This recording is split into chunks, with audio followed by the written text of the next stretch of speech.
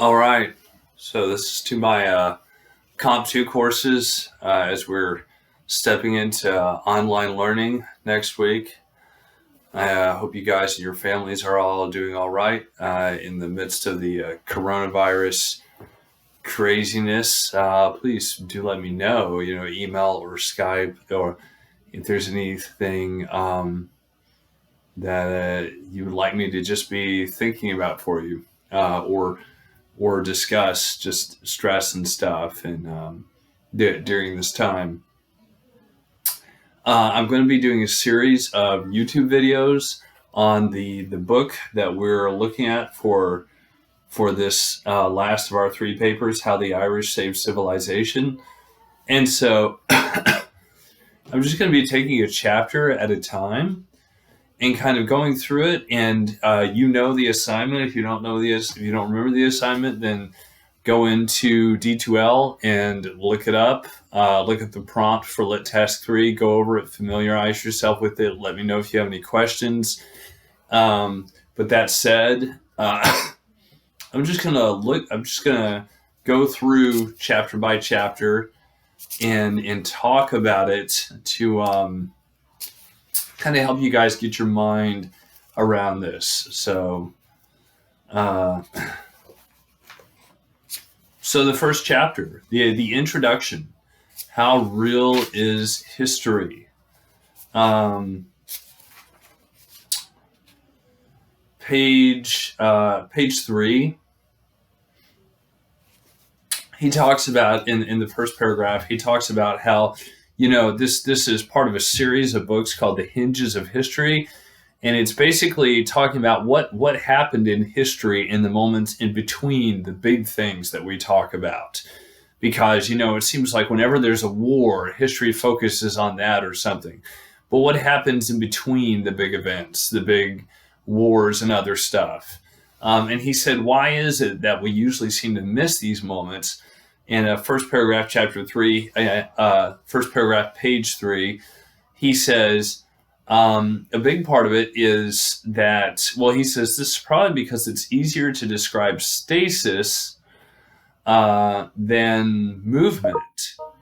And so it's easier to talk about something that's fixed and not changing than it is to talk about something that's like changing. So we talk about, okay, we talk about the Reformation. We talk about the Middle Ages. We talk about the Renaissance, because that's like a thing we can look at and talk about. But we don't often talk about what had the change in between, because that's more difficult to address. On page 6, he's talking about just history's perception kind of the Irish. And at one point, there was during the Irish potato famines, which were like 5 years and we'll look at that a little more later, but that was antebellum, pre-Civil War time period in Ireland. They had like 5 years in a row where basically all of their potatoes, which was basically all they had to live off of, because the English had kind of taken everything else, sort of raped the landscape. Their potato crops got diseases and all died, and so everybody was starving, and you had this mass exodus to the United States, people trying to escape. But for the people who stayed there, things were pretty rough too. And this one Englishman visiting Ireland made the remark. He said, "I am daunted by the human chimpanzees I saw along that 100 miles of horrible country. I don't believe they're our fault." In other words, I don't believe these people being in trouble are our fault. I believe that there are not only many more of them than of old, but that they are happier, better, and more comfortably fed and lodged under our rule than they were. But to see white chimpanzees is dreadful. If they were black, one would not feel it so much. But their skins, except where tanned by exposure, are as white as ours. So this is like openly racist stuff, even though it's, it's racist towards black people, but it's cultural racism, I guess. He's looking at the Irish and talking about how they're just a bunch of monkeys, and yeah, but they're probably better off under our rule because we're better than they are. So at least they've got good role models, right? Which is just awful perspective that we look back on. And so the Irish have not been treated well in world history, which is what kind of makes the title of this book ironic. Um, he goes on page 7 to talk about a fable, a kind of a story told once by John Henry Newman, who is a very famous, influential Catholic philosopher. Um, it's the fable of the man and the lion. And in it, this man invites this lion over to his house and his mansion, and shows him around the mansion and all this beautiful artwork and statues of lions and men interacting. And the lion's always like bold and brave and fierce, but they always lose. And after the man gets done showing the lion around his mansion, he says, "So what did you think of my mansion and my art?" And the lion says, "Well, it was impressive. It was impressive, but I think lions would have looked better if lions had created the art, the paintings, and the sculptures." And so, in other words, it's that old idea that the winners, write the history books to a large extent. And that doesn't mean that's the way it was. I mean, the Irish may have lost, in a sense, throughout much of history to other cultures, to the English, for example. And therefore, the English got to write the history books. And so the Irish largely get left out. Their contributions get left out of the history books. But, Thomas Cahill is like, hey, I'm going to write a book from the lion's perspective here. All right, so let's go on and let's look at the first chapter. Chapter 1, The End of the World, How Rome Fell and Why. So the fall of the Roman Empire. It's going to take a while to actually get to Ireland. Page 11, he starts off the book, on the last cold day of December in the dying year we count as 406 BC. The river Rhine froze solid, providing the natural bridge that hundreds of thousands of hungry men, women, and children had been waiting for. So he starts off telling a story, one of many stories that happened at this time as the Roman Empire was collapsing, of just these hundreds of thousands of basically illegal immigrants who are lined up on the borders of like the civilized Roman Empire, and the river is frozen over. And on one side, you've got the military, the soldiers, the Roman army, which curiously enough is made up of a lot of immigrants, because the Roman people, the pure Roman people, have gotten too rich and fat and well-fed and lazy, and they don't want to join the army anymore. They're not interested in that. They're like, let some immigrants join the army, or let the minorities fight in the army, because we don't have time for that kind of thing. It sounds like hard work, right? And so you've got on one side of this river the Roman army, which actually a lot of them are not traditional Romans. They're a mixture of minority peoples and stuff. And on the other side, you've got a horde, hundreds of thousands of minority peoples, or, about to be illegal immigrants who are waiting to push across this frozen river. Then he talks a little about this guy named Augustine. As the Roman Empire was collapsing, here on page 13, first paragraph, as the Roman Empire is collapsing, a lot of like the Roman pagans, the ones who believed in the old gods, they don't believe in Christianity, are saying maybe our empire is collapsing because the gods are angry. And so the gods are angry that we let Christianity in. And Augustine, who is one of living down in Roman occupied Africa, is like one of the greatest Christian Catholic thinkers, which back then Christian kind of meant Catholic to a large extent. He writes this book called The City of God, in which he argues, no, this isn't happening because the pagan gods are angry. This is happening because Roman culture has gotten so lazy and fat and uncaring about those around us and unwilling to work to keep our society together.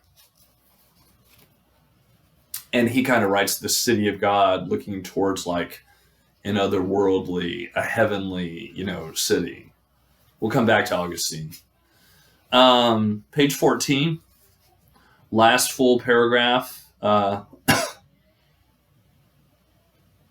These earlier interpreters, different people giving different versions of why the Roman Empire fell. First, the pagan critics, non-Christian critics of Christianity. Then Augustine, Petrarch, Machiavelli, Gibbon have defined the limits of all later interpretation. Why did Rome fall? It fell because of inner weakness, either social or spiritual. So they were unraveling socially and spiritually. Or Rome fell because of outer pressure, the barbarians, i.e. the illegal immigrants waiting on the edges, trying to get inside, trying to get a better life for themselves, right? All right. So you've got these two options. Either it fell because it collapsed socially and spiritually, or it fell because of the barbarians, because of the immigrants. But really, maybe it was kind of, we'll come back to that. I mean, he keeps talking about this, like developing these concepts. Maybe it wasn't so black and white why the Roman Empire fell, one or the other. Maybe it was kind of a mix of things. In fact, it was. All right, bottom of page 15. It's describing these about to be illegal immigrants. Their hair, both of head and face, is uncut. They're vilely dressed with oil braided into abhorrent shapes. In other words, they've got dreadlocks and they don't smell very good and stuff. And it's like, guess why? Because they are, they've been living out in the wild and stuff, and the Romans have perfume on, and they've got factories where they make nice clothes for themselves and stuff. So they look very different from each other, smell differently, right? Page 16, the middle paragraph, down about 4 lines there. To the Romans, the German tribes were the barbarians, about to be illegal, the immigrants, right? To the Romans, the German tribes were riffraff. To the Germans, the Roman side of the river was the place to be. The nearest we can come to understanding this divide may be the southern border of the United States. There, the spit and polish American troops are the spit and polish troops are the immigration police. The hordes, the barbarians, as the Romans would have seen them, and as white Americans often see them, the Mexicans, the Haitians, the other dispossessed peoples that are seeking illegal entry, right? So this stuff is very relevant today. It's like the exact same situation just happening again in a different part of the world with different people groups. Page 17. So they rush for it. These hundreds of thousands of immigrants who are desperate, they're freezing, they're over there, and they look across the river and there's Disneyland, there's paradise, and so they rush it. They rush this army. And of course, the army doesn't stand up very well because half of them are minorities. And they're like, we really don't want to fight for this place we ourselves are minorities. We ourselves are immigrants. So they kind of just let them through eventually, which makes perfect sense. With preposterous courage, top of 17, they teem across the Rhine in convulsive waves, the immigrants running across this frozen river. Their principal weapon is their own desperation. They're desperate. We get a sense of their numbers as well as their desperation in a single casualty count. The Vandals alone, which this particular group of German um, barbarians, as the Romans called them, are called the Vandals. The Vandals alone are thought to have lost 20,000 men, not counting women and children, at the crossing. Despite their discipline, the Romans cannot hold back the Germanic Sea. So just a sea of people running across this ice, and like 20,000 plus people die. A lot more than that, probably. But they're still coming because they're desperate to get out of a bad situation into paradise. Oh, man, go. Oh, hold on. My son's here. Yeah. Hey, Matthew. That's him right there behind me. That's Matthew. Hey, Matthew, say hi to my students. Hi. There you go. Okay. So, continuing on from... Let's turn page 18. Page 18, the second paragraph. Why was the border guard so thin? Did the Romans not notice at some point that their way of life was changing forever? Like, the border guard is really thin. Did they not think to do something about it besides bow to the inevitable? No, they didn't think, the Romans have never really given much thought to, we've got all these immigrants trying to come into the country. They have nowhere else to go. Why would they not want to come in here? Because we've got it better here than they do out there. And they keep complaining, that these people are coming across, but they also just keep ignoring it. They're like, we're just not going to focus on that. We're going to pretend like it's not there and hope we can enlist more minorities to protect our borders for us or something, But we're just we're going to ignore the fact that there's lots of desperate people just over the border who are going to come in here because life is so wonderful looking here, looking. It wasn't always, not necessarily the case a lot of times. All right. So, moving on. Page 21, it just talks about how, the Roman citizens, the majority people group, they were just wasting their lives, Page 21, going about a third of the way down, about halfway down the page, the second paragraph. How could a full-grown man have spent so much time so foolishly? Well, it's what everyone else was doing. This is a static world. Doing the expected is the highest value, and the second highest is like it, receiving the appropriate admiration of one's peers for doing it. So everyone is they're all growing up, getting their high school or their college diploma. They're all getting a job in sales or IT stuff. They're all playing video games, joining Dungeons and Dragons groups, just wasting their time doing what's expected of themselves. And in America, largely, what's expected of you, especially, if you're in the majority, is to entertain yourself, to go see movies every week, to spend all your time thinking about how am I going to have a good time next? When are my friends going to come over to play board games with me or something? And so these people, just like we're often doing today, are just wasting their lives, and they wonder why their society is collapsing. They're not doing anything meaningful with themselves. They're not learning anything that's going to help keep their society together if things go south, when the shit hits the fan, so to speak.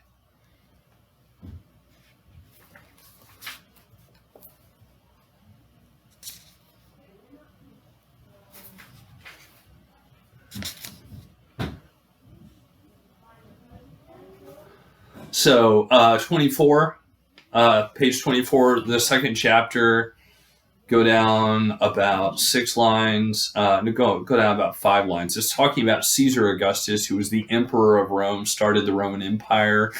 When he was emperor, that's when Jesus was born. Augustus, while seizing all power, he stopped the republic, seized power of the government, had wisely left in place all the republican trappings. So Rome was never a quote unquote republican government. It was now an empire run by one guy, but he kept the shell of the republic because he didn't want people resisting him. He wanted them to think things were still like normal, and all of this stuff, in the government mattered. So the empty show that resulted only emphasized the more the importance of how things were done, since no one wished to advert to the vanity of what was being done. So, as the head of the government, Augustus just made sure that everybody just kept thinking about, let's make sure we do everything correctly. Let's make sure we follow our political processes correctly and all that. And making sure nobody stopped to ask, what's the point of this? Or is this doing any good?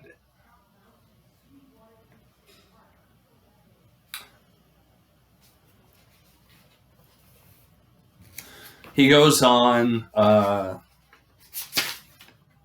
page 25, 26, 27, 28. He's talking about tax collection and like raising taxes more and more, as things went, and how the tax collectors, the IRS people, were incredibly unpopular. Of course, they often even got killed and stuff, but and they would try and get out of it. They would try and get out of their occupation, but Caesar Augustus, as things became more, he wanted more and more money. And so eventually it came into law that tax collectors couldn't leave their jobs. They couldn't find another job.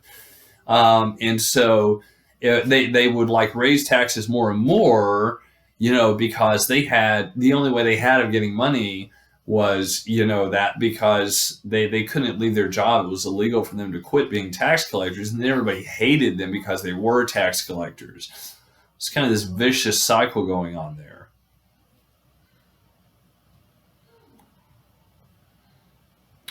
Page 30. At the last half of the first paragraph, in 409, faced with an increasingly undefended border, the emperor announced the impossible. Henceforth, slaves would be permitted, even encouraged, to enlist, and for their service they would receive a bounty and their freedom. By this point, it was sometimes difficult to tell the Romans from the barbarians. Going down, the changing character of the native population brought about through unremarked pressures on porous borders the creation of increasingly unwieldy and rigid bureaucracy. So the population is changing, becoming much more diverse, which is kind of putting a strain on the empire, because people can't go on thinking the same way they've always thought. They got to realize there's other people in there with other opinions and other values than they've had, right? The increasing bureaucracy in the government. As the economy gets worse, the government is creating more paperwork and stuff and trying to create more taxes, whose own survival becomes its overriding goal. Eventually, the government's purpose is just to protect itself. The despising of the military, the avoidance of its service by established families. So everybody looks down on the military, even though they realize it's important. And they're like, well, we'll just find ways to get out of serving, or, and fill those slots in the military with desperate people, poor people who need a job, right? Who need a way to get ahead. While its offices present unprecedented opportunity for marginal men to whom its ranks had once been closed. That's all bottom of page 29 there. And I'm not, I'm not here saying, as I'm talking about this, I'm not saying I agree with all of this. I'm presenting, Cahill's picture, and Cahill is not saying he agrees with all this either. He's just saying this was the situation. This is what was happening at the fall of the Roman Empire. And as you're writing your paper, as you're thinking about how this mirrors current day situations, be thinking about, like, what were the implications of all this in the Roman Empire, and what could we learn from this, right?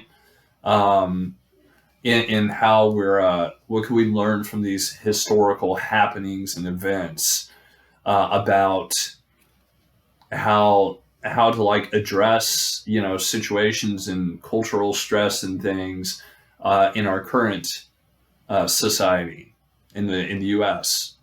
And our current society could be very different depending on where you come from. I mean, I'm a white American. I'm this majority, um, and depending on what your background is culturally, society could mean very different things, right? Okay, page 30, the middle paragraph, halfway down. The Gauls, which is another group of the German peoples, the barbarians, as the Roman called them, the immigrants, many of them illegal immigrants. The Gauls had long since become civilized Romans, and Rome offered the same Romanization to anyone who wanted it, sometimes as with the Jews, whether they wanted it or not. So Rome forced some people to become Roman citizens, some cultures to be part. It's kind of like if you think earlier American history, like last century, where we were trying to build our empire and going around and kind of like forcing some people in to our system, Sometimes it's with as Theodoric, the homely king of the Ostrogoths. So the Ostrogoths were another group of German peoples that were trying to get in. Was fond of saying, an able Goth, or you could say, an able immigrant wants to be like a Roman. Only a poor Roman would want to be like a Goth. So modern correlation, of course people want to get in here. Of course they would like to be an American. A lot of cultures and groups, at least of course they would want that title because it comes with so many benefits. It's kind of like if you're stuck on the other side of a barbed wire fence and there's Disneyland, even if you dislike it and are angry at that place because everybody in that place looks down on you, you want to get in there, you want to get out of the concentration camp into the theme park, so to speak. All right. Page 31. The envoys quickly realized that their man was no fool. All right, then, what was the price of his departure? Alaric told them. Oh, so this is one of the... Alaric was another leader of one of these tribes that were trying to get into the Roman Empire. And right before Alaric is about to sack the city of Rome, he's about to attack it and carry off all their money, all their clothes and stuff. And they're like, please don't come in here, and it says, the envoys, the messengers to Alaric, quickly recognized that their man was no fool. All right, then, what was the price of his departure? They're like, okay, we realize you're stronger than us. You can just walk through and take whatever you want. What do we need to give you for you to go away? Alaric told them his men would sweep through the city, taking all gold, all silver, and everything of value that could be moved. They would also round up and cart off every barbarian slave. But, protested the historical envoys, what will that leave us? Alaric paused. Your lives. In that pause, Roman security died, and a new world was conceived. So the Roman Empire is coming crashing down. Something new is coming. All righty. So that is the introduction and chapter 1. So take those things, think about them, discuss them in our online discussion boards that we're going to be working with next week as you're thinking about your paper, what you're going to write on, and how you're going to use this text as part of that paper. I will see you guys next week, and I'll see you in the next video too for chapter 2. Talk to you later. Bye.